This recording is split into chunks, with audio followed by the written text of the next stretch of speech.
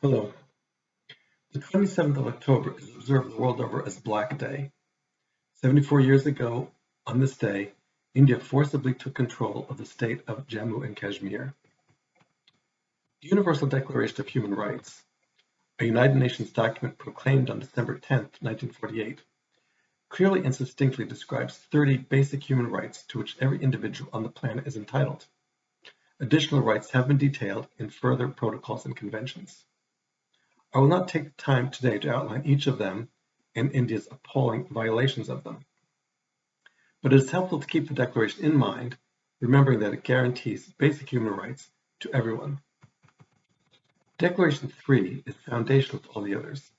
It reads as follows, quote, "The will of the people shall be the basis of the authority of government. This will shall be expressed in periodic and genuine elections, which shall be by universal and equal suffrage, and should be held by secret vote or by equivalent free voting procedures." Close quote. The United Nations resolution that established Kashmir as a protectorate of India also called for a plebiscite to be held promptly, so the people of Kashmir could determine their own form of government. In 74 years, that has not been done.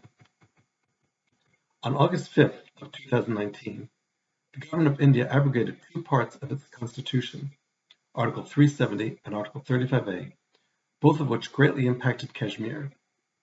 We are all aware of the atrocities the Indian government has perpetrated against the people of Kashmir for 7 decades. I would like to briefly review what the abrogation of August 2019 has meant from a constitutional perspective. The abrogation of Article 370 of the Indian Constitution removed all the limited privileges India had granted the Kashmiris to some autonomy over their own nation. The abrogation of Article 35A paves the way for Hindu nationalists to buy property and work in Kashmir. Anyone can now purchase property in Kashmir. Previously, only Kashmiris were able to do so. This move, announced by the Indian government, which is led by the ruling BJP, helps to implement the agenda of the right-wing Hindu nationalist ideology. It opens Kashmir to settlement by outsiders who, as stated by Article 37A, were restricted from purchasing land in the region. Now, as a result, Indians are purchasing properties in Kashmir in a deliberate and calculated attempt to change the demographic composition of the region. If the Muslim majority in Kashmir eventually becomes a minority, as the BJP wishes, India may then call for the plebiscite, knowing that the majority Hindu population will opt to join India. This is a blatantly dishonest abuse of India's signed agreements and international law. The Universal Declaration of Human Rights includes guarantees of free speech. 5 days after the abrogation of Article 370 of the Indian Constitution, 4 journalists traveled extensively in Kashmir from August 9th to the 13th. One of their many conclusions at that point was, quote, "As things stand, there is no space in Kashmir for any sort of protest, however peaceful." Close quote. The total lockdown in Kashmir forbids any kind of protest demonstration and keeps families and individuals isolated in their homes. The ongoing internet lockdown continues this violation of human rights. On August 1st, 2020, almost a year after the abrogation, several reporters reported this, quote, "Prohibitions on public gatherings rendered group organization conspicuous and risky. The communications blackout inhibited coordination, and mass arrests of some 3,800 suspected stone pelters and miscreants under the Public Safety Act effectively separated local organizers from their base. Meanwhile, political detentions denied separatist leaders the ability to inspire mass action and mainstream political leaders the ability to provide political cover, all effectively stifling mass mobilization." The Human Rights Watch World Report of 2020 discussed India and its treatment of the people of Kashmir.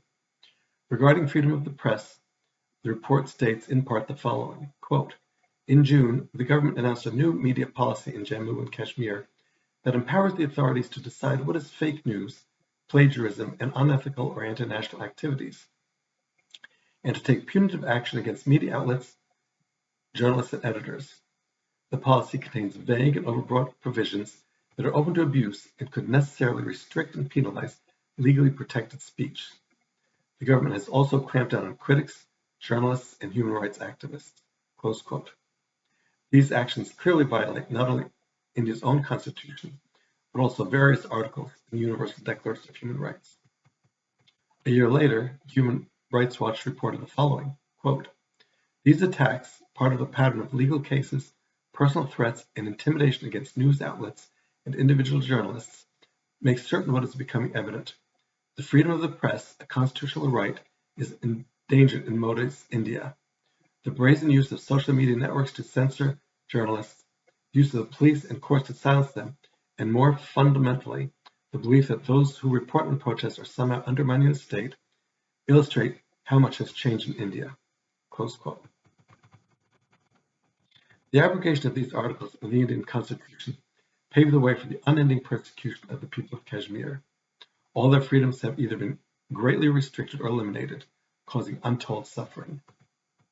India would have the world believe that all is well in the brutally oppressed nation of Kashmir.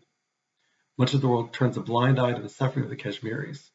For those of us who don't, we must intensify our efforts to assist them. Thank you.